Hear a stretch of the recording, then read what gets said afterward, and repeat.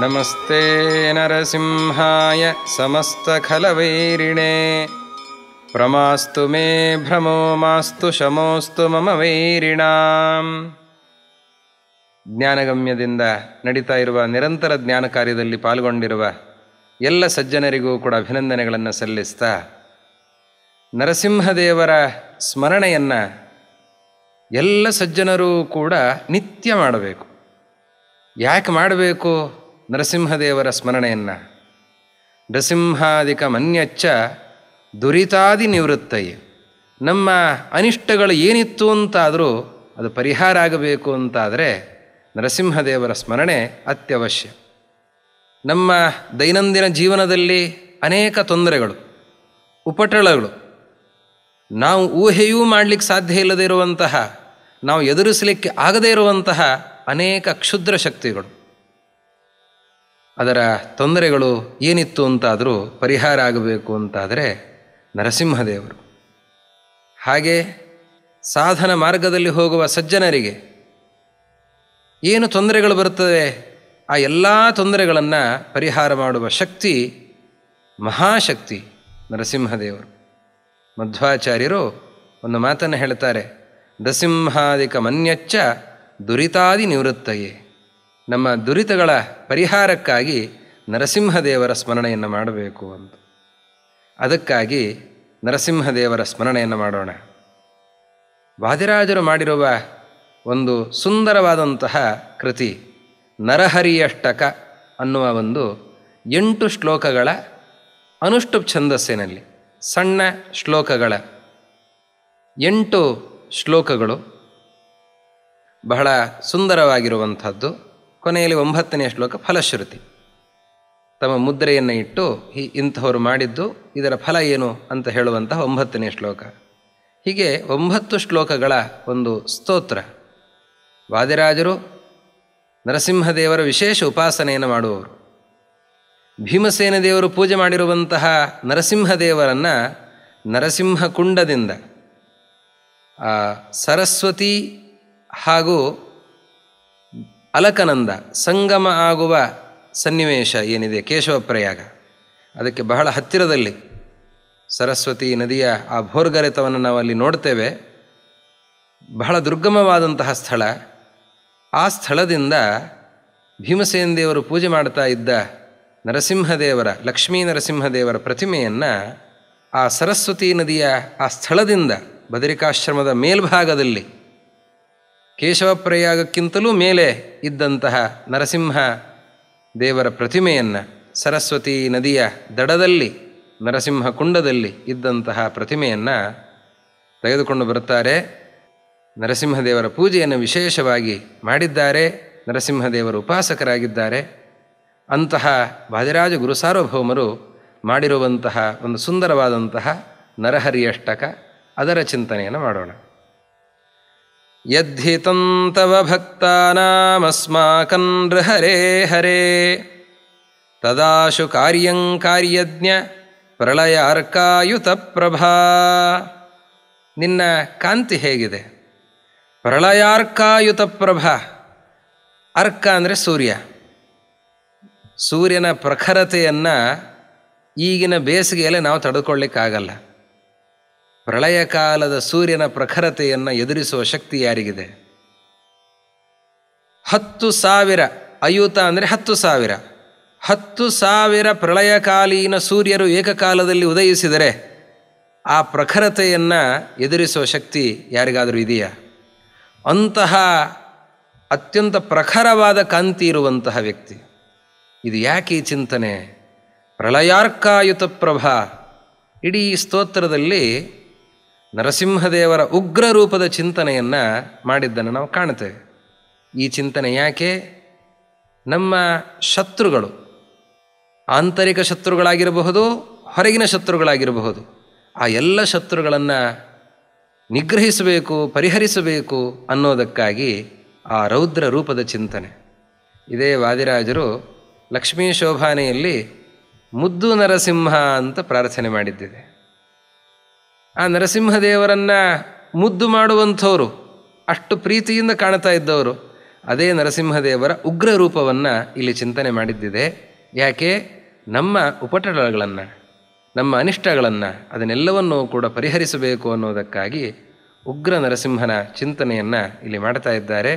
ಹೀಗಾಗಿ ಪ್ರಳಯಾರ್ಕಾಯುತ ಪ್ರಭಾ 10,000 ಪ್ರಳಯಕಾಲೀನ ಸೂರ್ಯರ ಕಾಂತಿ ಇರುವಂತಹ ನರಸಿಂಹನೇ, ನಿನ್ನಲ್ಲಿ ನಮ್ಮದೊಂದು ಪ್ರಾರ್ಥನೆ. ತವ ಭಕ್ತಾನ, ನಿನ್ನ ಭಕ್ತರು ನಾವು ನಿನ್ನ ಆರಾಧಕರಾಗಿದ್ದೇವೆ, ನಮಗೆ ಯಾವುದು ಹಿತವೋ ಅದನ್ನು ಮಾಡು. ಯದ್ ಹಿತಂ ತದ್ ಆಶು ಕಾರ್ಯಂ, ಅದು ಮಾಡಬೇಕದನ್ನು ಅಂತ. ಅಂದರೆ ಕೆಲಸಕ್ಕೆ, ಸತ್ಕಾರ್ಯಕ್ಕೆ ಏನು ತೊಂದರೆಗಳು ಬರ್ತವೆ ಅದನ್ನೆಲ್ಲವನ್ನು ಪರಿಹರಿಸಬೇಕು ಅನ್ನೋದಕ್ಕಾಗಿ ಈ ನರಸಿಂಹದೇವರಲ್ಲಿ ಪ್ರಾರ್ಥನೆ, ಮುಖ್ಯವಾದಂತಹ ಪ್ರಾರ್ಥನೆ. ಯಾವುದೇ ಒಳ್ಳೆಯ ಕೆಲಸವನ್ನು ಮಾಡಬೇಕು ಅಂತಾದರೆ ಮೊದಲು ಲಕ್ಷ್ಮೀ ನರಸಿಂಹದೇವರ ಪ್ರಾರ್ಥನೆಯನ್ನು ಮಾಡಿ ನಮ್ಮ ಕಾರ್ಯವನ್ನು ಆರಂಭಿಸಬೇಕು, ತೊಂದರೆಗಳೆಲ್ಲ ಪರಿಹಾರ ಆಗ್ತವೆ. ಅದಕ್ಕಾಗಿ ತದಾಶು ಕಾರ್ಯಂ, ಆ ಕೆಲಸ ನೆರವೇರುವಂತೆ ನೀನು ಮಾಡುವಂತ ಆ ನರಸಿಂಹದೇವರಲ್ಲಿ ಪ್ರಾರ್ಥನೆ. ರಟತ್ಸಟೋಗ್ರಭ್ರುಕುಟಿ ಕಠೋರ ಕುಟಿಲೇಕ್ಷಣ ನೃಪಂಚಾಸ್ಯ ಜ್ವಲಜ್ವಾಲೋಜ್ವಲಸ್ಯಾರೀನ್ ಹರೇ ಹರ. ಹೇಗಿದ್ದಾನೆ ನರಸಿಂಹ, ಅವನ ನೋಟ ಹೇಗಿದೆ ಈ ಕ್ಷಣ. ರಟತ್ ಸಟೋಗ್ರ ಭ್ರುಕುಟಿ ಕಠೋರ ಕುಟಿಲೇಕ್ಷಣ. ಸಟ ಅಂತಂದರೆ ಜಟ, ಆ ನರಸಿಂಹನ ಕೇಶರ ಅದು ನಿಂತುಕೊಂಡಿದೆ. ಅದನ್ನು ನೋಡುವಾಗ, ನೆಟ್ಟಗೆ ನಿಂತುಕೊಂಡಿರುವಂತಹ ಕೇಸರವನ್ನು ನೋಡುವಾಗಲೇ ಭಯ ಆಗತ್ತೆ. ಅದರ ಜೊತೆಯಲ್ಲಿ ಭ್ರುಕುಟಿ, ಹುಬ್ಬು ಗಂಟಿಕ್ಕಿದ್ದಾನೆ. ಕಠೋರ ಕುಟಿಲ ಈಕ್ಷಣ, ಈಕ್ಷಣ ಅಂದರೆ ನೋಟ. ಅದು ಹೇಗಿದೆ? ಅತ್ಯಂತ ಕಠೋರವಾಗಿದೆ, ಅತ್ಯಂತ ಕ್ರೂರವಾಗಿದೆ. ಜೊತೆಯಲ್ಲಿ ಕುಟಿಲ, ಕುಟಿಲ ಅಂತಂದರೆ ವಕ್ರವಾಗಿದೆ. ಅಂತಹ ನೋಟ. ಸಿಂಹದ ದೃಷ್ಟಿ ಮೊದಲೇ ಭಯಂಕರ. ಅದರಲ್ಲಿ ಇವನು ಸಾಮಾನ್ಯ ಸಿಂಹ ಅಲ್ಲ, ಇದು ನರಸಿಂಹ. ಕೋಟಿ ಸೂರ್ಯರ ಪ್ರಕಾಶ ಇರುವಂಥವನು.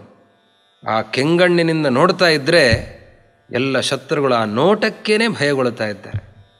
ನರಸಿಂಹನ ಆರಾಧಕರಾದ ಭೀಮಸೇನ ದೇವರ ನೋಟ, ಅವರ ಹುಂಕಾರ, ಅದರಿಂದಲೇ ಶತ್ರುಗಳು ಎದೆ ಒಡೆದು ಸಾಯ್ತಾ ಇದ್ರಂತೆ. ಇನ್ನು ಭೀಮಸೇನ ದೇವರಿಂದ ಆರಾಧ್ಯ ನರಸಿಂಹ, ಅವನ ಮಹಿಮೆಯನ್ನು ಕೇಳಬೇಕಾ? ಹೀಗಾಗಿ ಕಠೋರ ಕುಟಿಲೇಕ್ಷಣ, ಅತ್ಯಂತ ಕ್ರೂರವಾಗಿರುವ, ಉಗ್ರವಾಗಿರುವ, ಶತ್ರುಗಳಿಗೆ ಭಯಂಕರವಾಗಿರುವ, ಸಜ್ಜನರಿಗೆ ಹಿತ, ಶತ್ರುಗಳಿಗೆ ಅಷ್ಟೇ ಭಯಂಕರವಾಗಿರುವಂತಹ ಆ ವಕ್ರವಾದಂತಹ ನೋಟ. ಅದರಲ್ಲಿಯೂ ತ್ರಿನೇತ್ರ ನರಸಿಂಹ, 3 ಕಣ್ಣು ಅವನಿಗೆ. 2 ಕಣ್ಣಿನ ಪ್ರಖರತೆಯನ್ನು ತಡ್ಕೊಳ್ಳಿಕ್ಕಾಗಲ್ಲ. ಬೆಂಕಿಯ ಉಂಡೆಯನ್ನು ಉಳುತ್ತಾ ಇರುವಂತಹ ಕಣ್ಣುಗಳು. ಅಂತಹ ಆ ನೋಟ, ಅದರ ಚಿಂತನೆ ಇಲ್ಲಿ ಮೇಲಿನಿಂದ ಚಿಂತನೆ ಮಾಡಿಕೊಂಡು ಬರ್ತಾ ಇದ್ದಾರೆ ವಾದಿರಾಜರು. ಪರಮಾತ್ಮನ ಸ್ತೋತ್ರವನ್ನು 2 ರೀತಿಯಲ್ಲಿ ಮಾಡುವ ಕ್ರಮ ಇದೆ. ಪಾದದಿಂದ ಹಿಡಿದು ತಲೆಯ ತನಕ ಮಾಡುವ ಕ್ರಮವೂ ಇದೆ, ಶಿರಸ್ಸಿನಿಂದ ಹಿಡಿದು ಪಾದ ತನಕ ಮಾಡುವಂತಹ ಕ್ರಮವೂ ಇದೆ. ಹೀಗಾಗಿ ರಟತ್ ಸಟೋಗ್ರ ಭ್ರುಕುಟಿ ಅಂತ, ಸಟ ಅಂತ ಜಟೆಯಿಂದ ಆರಂಭಿಸಿ ಚಿಂತನೆಯನ್ನು ಈ ಸ್ತೋತ್ರದಲ್ಲಿ ಬಹಳ ಸುಂದರವಾಗಿ ವಾದಿರಾಜರು ಮಾಡಿ ನಮಗೆ ತೋರಿಸಿಕೊಡ್ತಾ ಇದ್ದಾರೆ. ಯಾಕೆ? ಪಾದದಿಂದ ಚಿಂತನೆ ಮಾಡುವಾಗ ಆ ಉಗ್ರತೆ ಅನುಭವಕ್ಕೆ ಬರಲ್ಲ. ಇದು ನರಸಿಂಹ ತಾನೆ, ಮುಖಸಿಂಹ. ನಂತರದ ಕಂಠದಿಂದ ಕೆಳಭಾಗ ಎಲ್ಲ ಮಾನವರ ಆಕೃತಿ. ಹೀಗಾಗಿ ಪಾದದಿಂದ ಚಿಂತನೆ ಮಾಡುವಾಗ ಆ ಉಗ್ರತೆ ಅನುಭವಕ್ಕೆ ಬರಲ್ಲ. ಅದಕ್ಕಾಗಿ ಆ ಜಟೆ, ಆ ಕೆಂಗಣ್ಣು, ಆ ಹುಬ್ಬು ಗಂಟು ಹಾಕಿದ್ದು, ಅದನ್ನೆಲ್ಲವನ್ನು ಚಿಂತನೆ ಮಾಡುವಾಗ ನಮಗೆ ಆ ಉಗ್ರತೆ ಚೆನ್ನಾಗಿ ಅನುಭವಕ್ಕೆ ಬರುತ್ತದೆ. ಅದಕ್ಕಾಗಿ ಅನಿಷ್ಟಗಳ ನಿವೃತ್ತಿಗಾಗಿ ಈ ನರಸಿಂಹನ ಈ ರೀತಿಯ ಚಿಂತನೆ, ಇದರಲ್ಲಿ ಒಂದು ಸ್ವಾರಸ್ಯ. ನೃಪಂಚಾಸ್ಯ, ನರಸಿಂಹನೇ.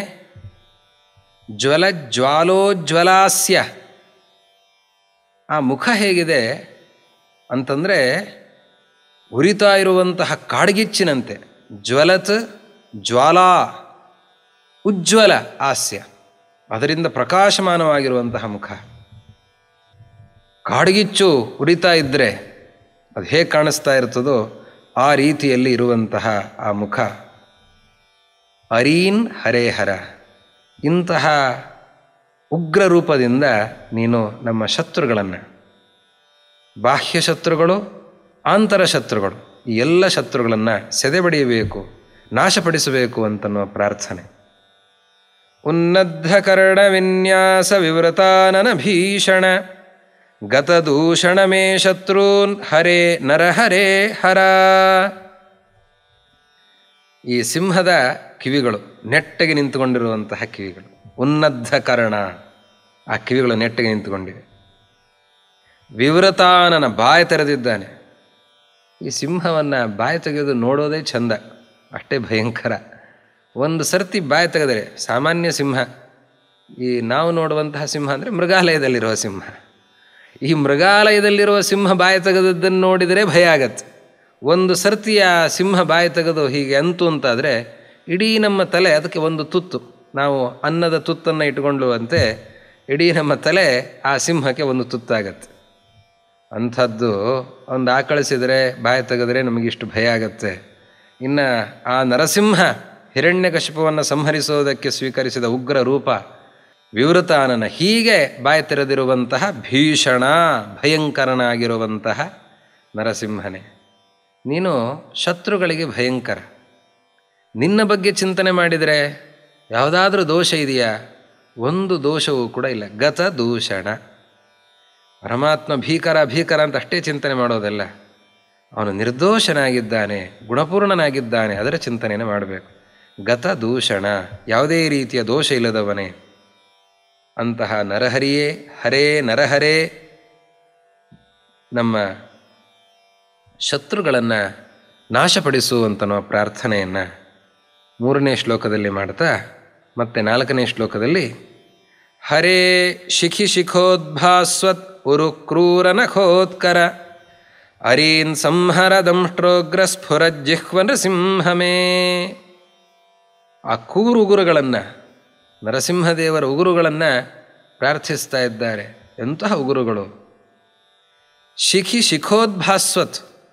ಶಿಖಿ ಅಂತಂದರೆ ಬೆಂಕಿ, ಶಿಖೆ ಇರುವಂಥದ್ದು, ಜ್ವಾಲೆ ಇರುವಂಥದ್ದು ಬೆಂಕಿ, ಆದ್ದರಿಂದ ಶಿಖಿ.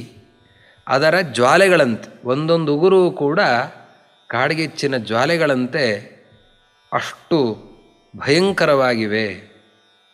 ಶಿಖಿ ಶಿಖೋದ್ಭಾಸ್ವತ್, ಅದರಂತೆ ಹೊಳಿತಾ ಇರುವಂತಹ ಉರುಕ್ರೂರ, ಅತ್ಯಂತ ಕ್ರೂರವಾಗಿರುವಂತಹ ನಖೋತ್ಕರ, ನಖ ಅದರಿಂದ ಉತ್ಕರ ಕೂಡಿದಂಥವನು. ಅಂತಹ ಉಗುರುಗಳು, ಆ ಹಿರಣ್ಯಕಶಿಪುವಿನ ಹೊಟ್ಟೆಯನ್ನು ಬಗೆದಂತಹ ಆ ಉಗುರುಗಳು ಅತ್ಯಂತ ಭಯಂಕರವಾಗಿರುವಂತಹ ಉಗುರುಗಳು. ಮಧ್ವಾಚಾರ್ಯ ಹೇಳ್ತಾರೆ, ಪ್ರತ್ಯೇಕ ವಜ್ರಾಯುಧ, ಒಂದೊಂದು ಉಗುರು ಕೂಡ ವಜ್ರಾಯುಧವನ್ನು ಮೀರಿರುವಂಥದ್ದು. ಅಂತಹ ಉಗುರುಗಳಿಂದ ಶೋಭಿತನಾದಂಥವನು ನರಸಿಂಹ. ಅಂತಹ ನರಸಿಂಹ ದಂಷ್ಟ್ರೋಗ್ರ ಸ್ಫುರಜ್ಜಿಹ್ವ, ಅವನ ಆ ಕೋರೆ ಹಲ್ಲುಗಳು, ಸಿಂಹದ ಹಲ್ಲುಗಳನ್ನು, ಕೋರೆ ಹಲ್ಲುಗಳನ್ನು ನಾವು ನೋಡ್ತೇವೆ. ಆ ಕೋರೆ ಹಲ್ಲುಗಳನ್ನು ನೋಡುವಾಗಲೇ ಭಯಂಕರ ಆಗತ್ತೆ, ಭಯ ಉಂಟಾಗತ್ತೆ. ಅಂತಹ ದಂಷ್ಟ್ರ ಉಗ್ರ ಸ್ಫುರಜ್ಜಿಹ್ವ, ಅದರ ಮಧ್ಯದಲ್ಲಿ ಹೊಳಿತಾ ಇರುವಂತಹ ನಾಲಿಗೆ. ಆ ನಾಲಿಗೆ ಹೇಗಿದೆ? ಆ ಹಲ್ಲುಗಳು, ಆ ಹಲ್ಲು ದಂಷ್ಟ್ರ ಏನಿದೆ ಅದು ಎಲ್ಲವನ್ನೂ ಕೂಡ ಬಗದು ಹಾಕಿಬಿಡುತ್ತೇನೆ, ಆ ಉಗುರುಗಳು ಎಲ್ಲವನ್ನು ಬಗದು ಹಾಕ್ತೇನೆ ಅಂತ ತೋರಿಸುವಂತಿವೆ. ಈ ಕೋರೆ ಹಲ್ಲುಗಳು ಎಲ್ಲವನ್ನು ಜಗದು ಹಾಕ್ತೇನೆ ಅಂತ ತೋರಿಸುವಂತಿವೆ. ಆ ನಾಲಿಗೆ, ಚಾಚಿರುವ ನಾಲಿಗೆ ಎಲ್ಲವನ್ನು ನುಂಗಿ ಹಾಕ್ತೇನೆ ಅಂತ ತೋರಿಸುವಂತಿದೆ. ಅಂತಹ ದಂಷ್ಟ್ರೋಗ್ರ ಸ್ಫುರಜ್ಜಿಹ್ವ, ಆ ದಂಷ್ಟ್ರಗಳ ಮಧ್ಯದಲ್ಲಿ ಹೊಳೆಯುವಂತಹ ನಾಲಿಗೆ ಅಂತಹ ನರಸಿಂಹ, ನೀನು ಅರೀನ್ ಸಂಹರ, ಶತ್ರುಗಳನ್ನು ಪರಿಹರಿಸು. ಜಠರಸ್ಥ ಜಗಜ್ಜಾಲ ಕರಕೋಟ್ಯುದ್ಯತಾಯುಧ ಕಟಿಕಲ್ಪ ತಟಿತ್ಕಲ್ಪ ವಸನಾರೀನ್ ಹರೇ ಹರ. ಹೊಟ್ಟೆಯೊಳಗೆ ಜಗತ್ತನ್ನೆಲ್ಲ ಧರಿಸಿರುವಂಥವನು.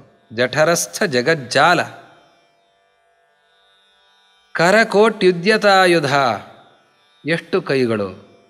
ನರಸಿಂಹ 4 ಕೈಗಳನ್ನು ಕೆಲವು ಕಡೆ ತೋರಿಸ್ತಾರೆ, 8 ಕೈಗಳ ಚಿತ್ರಣವನ್ನು ನಾವು ಕಾಣುತ್ತೇವೆ. 16 ಕೈಗಳು, ಷೋಡಶಬಾಹು ನರಸಿಂಹ ಅವನ ಚಿತ್ರಣವನ್ನು ಕಾಣುತ್ತೇವೆ. ಅದರ ದ್ವಿಗುಣಿತ 32, 32 ಕೈಗಳು, 32 ಆಯುಧಗಳು, ಅದರಿಂದ ಕೂಡಿರುವಂತಹ ನರಸಿಂಹ. ಇಲ್ಲಂತಾರೆ ವಾದಿರಾಜರು ಕರಕೋಟಿ ಅಂತ. 32, 64 ಅಲ್ಲ, ಕೋಟಿ ಕೈಗಳಿಂದ ಶೋಭಿತನಾದಂಥವನು. ಏನು ಹಾಗೆ ಹೇಳ್ತಾರೆ? ವೇದವೇ ಹೇಳುತ್ತೆ. ಸಹಸ್ರ ಶೀರ್ಷ, ಸಹಸ್ರಾಕ್ಷ, ಸಹಸ್ರಪಾತ್, ಸಾವಿರಾರು ಮುಖಗಳು, ಸಾವಿರಾರು ಕೈಗಳು, ಸಾವಿರಾರು ಪಾದಗಳು ಪರಮಾತ್ಮನಿಗೆ. ಹೀಗಾಗಿ 1000 ಅಂತನ್ನೋದಕ್ಕೆ ಅನಂತ ಅಂತ ಅರ್ಥ. ನೋಡುವವರ ಶಕ್ತಿಗನುಗುಣವಾಗಿ ದೇವರು ಕಾಣ್ತಾನೆ. ನೋಡುವವರು ವಾದಿರಾಜರಾದ್ದರಿಂದ ಅವರಿಗೆ ಅದ್ಭುತವಾದ ರೂಪ ಕಾಣಿಸ್ತಾ ಇದೆ. ಕೋಟಿ ಕೈಗಳಿಂದ ಶೋಭಿತನಾದ ನರಸಿಂಹ ವಾದಿರಾಜರ ಮುಂದೆ ಗೋಚರನಾಗ್ತಾ ಇದ್ದಾನೆ. ಹೀಗಾಗಿ ಅವರಂತಾರೆ ಕರಕೋಟಿ ಉದ್ಯತಾಯುಧ. ಆ ಕೋಟಿ ಕೈಗಳಲ್ಲಿ ಅಷ್ಟು ಆಯುಧಗಳನ್ನು ಧರಿಸಿ, ಬರೀ ಧರಿಸಿದ್ದಲ್ಲ, ಉದ್ಯತಾಯುಧ, ಆಯುಧಗಳನ್ನು ಎತ್ತಿದ್ದಾನೆ ಅಂತ. ಶತ್ರುಗಳನ್ನು ಸಂಹರಿಸೋದಕ್ಕೆ ಆಯುಧಗಳನ್ನು ಎತ್ತಿದ್ದಾನೆ. ಕಟಿ ಕಲ್ಪ ತಟಿತ್ ಕಲ್ಪ ವಸನಾರೀನ್, ವಸನ ಸೊಂಟದಲ್ಲಿ, ತಟಿತ್ಕಲ್ಪ ವಸನ, ಮಿಂಚಿನಂತೆ ಹೊಳೆಯುವಂತಹ ವಸ್ತ್ರ ಪೀತಾಂಬರವನ್ನು ಧರಿಸಿಕೊಂಡವನಾಗಿದ್ದಾನೆ. ಅಂತಹ ಇಲ್ಲಿ ನೋಡಿ, ಇಲ್ಲಿಯೂ ಕೂಡ ಹೊಳೆಯುವಂತಹ ವಸ್ತ್ರ ಅಂತ ಹೇಳಲಿಲ್ಲ, ತಟಿತ್ಕಲ್ಪ ಅಂತ. ಆ ಮಿಂಚಿನ ಹೊಳಪು, ಮಿಂಚಿನ ಹೊಳಪು ಅಂತಂದರೆ ಅದು ಕೂಡ ಭಯಂಕರವೇ ಆಗಿರುತ್ತೆ. ಆ ಗುಡುಗು ಸಿಡಿಲು ಎಲ್ಲ ಇರುವಾಗ ಆ ಮಿಂಚು ಕೂಡ ನಮಗೆ ಭಯಂಕರವೇ ಆಗಿರುತ್ತೆ. ಹೀಗಾಗಿ ತಟಿತ್ಕಲ್ಪ ವಸನ, ಆ ವಸ್ತ್ರವೂ ಕೂಡ ಅಂತಹ ಹೊಳಪಿನಿಂದ ಕೂಡಿದೆ. ಅಂತಹ ನರಸಿಂಹನೇ ನಮ್ಮ ಅನಿಷ್ಟಗಳನ್ನು ಪರಿಹರಿಸು. ರಕ್ಷೋಧ್ಯಕ್ಷ ಬೃಹದ್ವಕ್ಷೋ ರೂಕ್ಷ ಕುಕ್ಷಿ ವಿದಾರಣ ನರಹರಿ ಯಕ್ಷ ಮೇ ಶತ್ರು ಪಕ್ಷ ಕಕ್ಷಂ ಹರೇದಹ. ರಾಕ್ಷಸರಲ್ಲಿ ಅಧ್ಯಕ್ಷನಾಗಿರುವಂಥವನು ಹಿರಣ್ಯಕಶಿಪು. ನನ್ನನ್ನು ಗೆದ್ದವರು ಯಾರಿದ್ದಾರೆ ಅಂತ ಅಹಂಕಾರದಿಂದ ಮೆರಿತಾ ಇದ್ದಂಥವನು. ಎಲ್ಲ ದೇವತೆಗಳನ್ನು ಕೂಡ ತನ್ನ ಅನುಚರರನ್ನಾಗಿಸಿದವನು ಹಿರಣ್ಯಕಶಿಪು. ದೌರ್ಜನ್ಯದಿಂದ ಎಲ್ಲರಿಗೂ ಕೂಡ ಹಿಂಸೆಯನ್ನು ಕೊಡ್ತಾ ಇದ್ದವನು. ಅಂತಹ ಹಿರಣ್ಯಕಶಿಪುವನ್ನು ಸಂಹರಿಸೋದಕ್ಕೆ ಯಾವ ಆಯುಧಗಳ ಅಪೇಕ್ಷೆಯೂ ಇಲ್ಲದೇನೆ ಅವನ ತನ್ನ ತೊಡೆ ಮೇಲೆ ಹಾಕಿಕೊಂಡು ಕೇವಲ ಉಗುರುಗಳಿಂದಲೇ ಅವನ ಹೊಟ್ಟೆಯನ್ನು, ಎದೆಯನ್ನು ಎಲ್ಲವನ್ನು ಸೀಳಿ ಹಾಕಿರುವಂತಹ ನರಸಿಂಹ. ರಕ್ಷೋಧ್ಯಕ್ಷ ಬೃಹದ್ವಕ್ಷೋ ರೂಕ್ಷ ಕುಕ್ಷಿ ವಿದಾರಣ. ಬೃಹದ್ವಕ್ಷ ವಿಶಾಲವಾದವನ ಎದೆ, ಆಮೇಲೆ ರೂಕ್ಷ ಕುಕ್ಷಿ ಕ್ರೂರವಾಗಿರುವ ಹೊಟ್ಟೆ. ಅವನ ಹೊಟ್ಟೆಯೂ ಅಷ್ಟೇ ಕ್ರೂರ. ಯಾಕೆ? ತನ್ನ ಹೊಟ್ಟೆಯೊಳಗೆ ಎಲ್ಲ ಬೇಡದನ್ನೆಲ್ಲ ಹಾಕ್ಕೊಂಡಿದ್ದವನು. ಹೀಗಾಗಿ ಅನಿಷ್ಟ ಅದರೆಲ್ಲವೂ ಕೂಡ ತನ್ನೊಳಗೆ ಇತ್ತು. ಅಂತಹ ಕೆಟ್ಟ ಆಲೋಚನೆಗಳನ್ನು ಮಾಡಿತಾ ಇದ್ದಂಥವನು ಹಿರಣ್ಯಕಶಿಪು. ಅಂಥವನ ಎದೆಯನ್ನು, ಹೊಟ್ಟೆಯನ್ನು ಸೀಳಿ ಹಾಕಿರುವಂತಹ ನರ ಹರಿಯಕ್ಷ. ಹರಿಯಕ್ಷ ಅಂತಂದರೆ ಸಿಂಹ. ನರ ಹರಿಯಕ್ಷ, ನರ ಸಿಂಹ ಒಂದೇ ಅರ್ಥ. ಅಂತಹ ನರಸಿಂಹನೇ ಮೇ ಶತ್ರು ಪಕ್ಷ ಕಕ್ಷಂ ದಹ. ಶತ್ರುಗಳ ಗುಂಪು ಅದೊಂದು ಕಾಡಿದ್ದಂತೆ. ಕಾಡನ್ನು ಕಾಡಿಗಿಚ್ಚು ಸುಟ್ಟು ಹಾಕುವಂತೆ ನಮ್ಮ ಶತ್ರುಗಳ ಗುಂಪನ್ನು, ಅದನ್ನೆಲ್ಲವನ್ನೂ ಕೂಡ ನಾಶಪಡಿಸು, ಸುಟ್ಟು ಹಾಕು ಅನ್ನುವ ಪ್ರಾರ್ಥನೆ. ವಿಧಿಮಾರುತ ಶರವೇಂದ್ರ ಪೂರ್ವ ಗೀರ್ವಾಣ ಪುಂಗವೈ ಸದಾ ನತಾಂಘ್ರೇ ದ್ವಂದ್ವಾರೀನ್ ನರಸಿಂಹ ಹರೇ ಹರ. ನಿನಗೆ ತಲೆಬಾಗಿ ಎಲ್ಲ ದೇವತೆಗಳು ನಮಸ್ಕರಿಸ್ತಾ ಇದ್ದಾರೆ. ಬ್ರಹ್ಮದೇವರು, ಮುಖ್ಯಪ್ರಾಣದೇವರು, ರುದ್ರದೇವರು, ಇಂದ್ರದೇವರು, ಇವರೇ ಮೊದಲಾಗಿರುವಂತಹ ಎಲ್ಲ ದೇವತೆಗಳಿಂದಲೂ ಕೂಡ ನೀನು ಆರಾಧಿತನಾಗ್ತಾ ಇದ್ದೀಯ. ಸದಾ ನತಾಂಘ್ರೇ, ಯಾವಾಗಲೂ ಒಮ್ಮೆ ನಿನ್ನನ್ನು ನಮಸ್ಕರಿಸೋದಲ್ಲ, ಯಾವಾಗಲೂ ನಿನಗೆ ನಮಸ್ಕಾರವನ್ನು ಮಾಡ್ತಾನೇ ಇರ್ತಾರೆ. ಅಂತಹ ನರಸಿಂಹ ನೀನು ದ್ವಂದ್ವಾರೀನ್. ಎಂಥ ಒಳ್ಳೆಯ ಪ್ರಾರ್ಥನೆ. ಬಾಹ್ಯ ಶತ್ರುಗಳು ಮಾತ್ರ ಇಲ್ಲಿ ಉದ್ದೇಶ ಅಲ್ಲ, ನಮ್ಮ ಒಳಗಿನ ಶತ್ರುಗಳು ಉದ್ದೇಶ ಆಗಿದ್ದಾರೆ. ದ್ವಂದ್ವಾರೀನ್, ದ್ವಂದ್ವಗಳು ಯಾವುದು?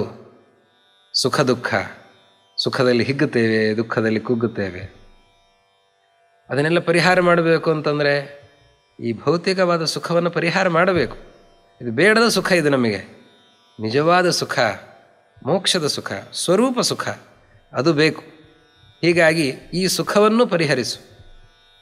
ಅದರಂತೆ ಈ ಸುಖಕ್ಕಾಗಿ ನಾವೇನು ಲೋಲುಪರಾಗಿದ್ದೇವೆ ಅದನ್ನು ಪರಿಹಾರ ಮಾಡು. ದ್ವಂದ್ವಗಳು ಏನೆಲ್ಲ ಜಯ ಪರಾಜಯಗಳು, ಅದೇ ರೀತಿಯಲ್ಲಿ ಲಾಭ ನಷ್ಟಗಳು, ಅದರಲ್ಲಿ ನಾವು ಏನೋ ಹಿಗ್ಗೋದು ಕುಗ್ಗೋದು ಮಾಡ್ತಾ ಇದ್ದೇವೆ, ಅದೆಲ್ಲ ಪರಿಹಾರ ಆಗಬೇಕು. ಅದಕ್ಕಾಗಿ ಇದರಿಂದ ನಾವು ಮೇಲೆ ಬರುವಂತೆ, ಇದನ್ನು ಮೆಟ್ಟಿ ನಿಲ್ಲುವಂತೆ ನೀನು ಅನುಗ್ರಹವನ್ನು ಮಾಡಬೇಕು. ದ್ವಂದ್ವಾರಿನ್, ಈ ದ್ವಂದ್ವ ಶತ್ರುಗಳನ್ನು, ಮತ್ತು ದ್ವಂದ್ವ ಅಂತಂದರೆ ಗೊಂದಲ ಅಂತಲೂ ಅರ್ಥ ಇದೆ. ಇದು ಸರಿಯೋ ಅದು ಸರಿಯೋ ಅನ್ನುವ ಗೊಂದಲಗಳು, ಮಾನಸಿಕ ತುಮುಲಗಳು, ದೇವರ ವಿಷಯದಲ್ಲಿ, ಧರ್ಮದ ವಿಷಯದಲ್ಲಿ ತುಮುಲಗಳು, ಲೌಕಿಕ ವಿಷಯದಲ್ಲಿ ಇರುವ ತುಮುಲಗಳು, ಇದನ್ನೆಲ್ಲವನ್ನೂ ಕೂಡ ನೀನು ಪರಿಹರಿಸಬೇಕು ಅನ್ನುವ ಪ್ರಾರ್ಥನೆ. ದ್ವಂದ್ವಾರೀನ್ ನರಸಿಂಹ ಹರೇ ಹರ, ಹೇ ನರಸಿಂಹನೇ, ಹರಿಯೇ ಹರಿ, ಅವನೆಲ್ಲ ಪಾಪಗಳನ್ನು ಪರಿಹರಿಸುವಂಥವನು. ಹೀಗಾಗಿ ನೀನು ಇದನ್ನೆಲ್ಲವನ್ನು ಪರಿಹರಿಸು.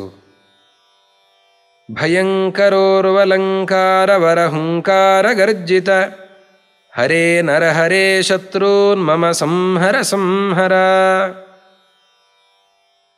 ಉತ್ತಮವಾದ ಅಲಂಕಾರಗಳಿಂದ ಕೂಡಿರುವಂಥವನು. ಆದರೆ ಆ ಅಲಂಕಾರಗಳು ಶತ್ರುಗಳಿಗೆ ಅಷ್ಟೇ ಭಯಂಕರವಾಗಿವೆ. ಆ ಪಾತ್ರ ಚಿತ್ರಣ ಮಾತ್ರ ಅಲ್ಲ, ಆ ಪಾತ್ರದ ಎಲ್ಲ ವಸ್ತ್ರದ ತನಕ, ಎಲ್ಲದ ಪೀತಾಂಬರದ ತನಕ ಎಲ್ಲ ಚಿಂತನೆಯನ್ನು ಮಾಡ್ತಾ ಬಂದರು, ಅವನ ಜಟೆಯಿಂದ ಹಿಡಿದು. ಆಮೇಲೆ ಕೊನೆಯ ಶ್ಲೋಕದಲ್ಲಿ ಅಲಂಕಾರಗಳ ಚಿಂತನೆ. ಅಲಂಕಾರಗಳು ಶತ್ರು ಭಯಂಕರವಾಗಿವೆ ಅಂತ. ಭಯಂಕರೋರು ಅಲಂಕಾರ ಎರಡು ರೀತಿಯಲ್ಲಿ. ಭಯಂಕರ ಬೇರೆ ಶಬ್ದ, ಉರು ಅಲಂಕಾರ ಅಂತ ಒಂದು ಶಬ್ದ. ಅತ್ಯಂತ ಶತ್ರು ಭಯಂಕರನಾಗಿದ್ದಾನೆ. ಅದೇ ರೀತಿಯಲ್ಲಿ ಬಹಳವಾದ ಅಲಂಕಾರಗಳನ್ನು ಧರಿಸಿದ್ದಾನೆ. ಇದು ಒಂದರ್ಥ. ಆದರೆ ಇನ್ನೊಂದರ್ಥ ಭಯಂಕರೋರು ಅಲಂಕಾರ, ಅವನೇನು ಅಲಂಕಾರಗಳನ್ನು ಧರಿಸಿದ್ದಾನೆ, ಆ ಅಲಂಕಾರಗಳನ್ನು ನೋಡುವಾಗಲೇ ಭಯ ಆಗುತ್ತೆ. ಹಾಗೂ ಒಂದರ್ಥ ಚಿಂತನೆ ಮಾಡಬಹುದಾಗಿದೆ. ಭಯಂಕರೋರು ಅಲಂಕಾರ ವರ ಹುಂಕಾರ ಗರ್ಜಿತ, ಆ ಹುಂಕಾರವನ್ನು ಮಾಡ್ತಾ ಇದ್ದಾನೆ, ಗರ್ಜನೆಯನ್ನು ಮಾಡ್ತಾ ಇದ್ದಾನೆ. ಅವನ ಧ್ವನಿಯನ್ನು ಕೇಳ್ತಾ ಇದ್ದಾಗಲೇ ಎಲ್ಲ ಶತ್ರುಗಳು ಕೂಡ ಅಲ್ಲಿಗೆ ನಿಸ್ತೇಜರಾಗ್ತಾ ಇದ್ದಾರೆ, ಭಯಗ್ರಸ್ತರಾಗ್ತಾ ಇದ್ದಾರೆ. ಅಂತಹ ಹುಂಕಾರ, ಅಂತಹ ಗರ್ಜನೆ, ಅಂತಹ ಹರೇ ನರಹರೇ, ಹರಿಯೇ ನರಹರಿಯೇ. ಪ್ರತಿ ಶ್ಲೋಕದಲ್ಲಿಯೂ ಕೂಡ ಹರೇ ನರಹರೇ ಅಂತ ಅನ್ನೋ ಮಾತನ್ನು ಹೇಳ್ತಾರೆ. ಶತ್ರುಗಳನ್ನು, ಮಮ್ಮ ಶತ್ರುನ್, ನನ್ನ ಶತ್ರುಗಳನ್ನು ಸಂಹರ ಸಂಹರ, ಪುನಃ ಪುನಃ ಪ್ರಾರ್ಥನೆ. ಶತ್ರುಗಳನ್ನು ನಾಶಪಡಿಸು ನಾಶಪಡಿಸು ಅಂತ ಕೊನೆಯಲ್ಲಿ 8ನೇ ಶ್ಲೋಕದಲ್ಲಿ ಹೇಳಿ ಮುಗಿಸಿ, ಕೊನೆಯಲ್ಲಿ ವಾದಿರಾಜಯತಿ ಪ್ರೋಕ್ತಂ ನರಹರಿಯಷ್ಟಕನ್ನವಂ ಪಠನ್ ನೃಸಿಂಹ ಕೃಪಯಾ ರಿಪೂನ್ ಸಂಹರತಿ ಕ್ಷಣಾತ್. ವಾದಿರಾಜರು ಮಾಡಿರುವಂತಹ ನರಸಿಂಹದೇವರ ಈ ಸ್ತೋತ್ರ, ನರಹರಿಯಷ್ಟಕ ಅನ್ನುವ ಸ್ತೋತ್ರ. ಈ ಸ್ತೋತ್ರವನ್ನು ಹೇಳೋದರಿಂದ ಏನಾಗತ್ತೆ, ಇದಕ್ಕೆ ಫಲ ಏನು? ಬಹಳ ಸುಂದರವಾಗಿ ಹೇಳ್ತಾರೆ. ನಮಗೆ ಎಂತಹ ಅನಿಷ್ಟಗಳಿತ್ತು ಅಂತಾದರೂ ಕೂಡಲೇ ಆ ಅನಿಷ್ಟ ಪರಿಹಾರ ಆಗತ್ತೆ. ರಿಪೂನ್ ಸಂಹರತಿ ಕ್ಷಣಾತ್, ಕ್ಷಣ ಮಾತ್ರದಿಂದಲೇ ಶತ್ರುಗಳನ್ನು ಪರಿಹರಿಸುವ ಶಕ್ತಿ ಈ ನರಹರಿಯಷ್ಟಕಕ್ಕೆ ಇದೆ.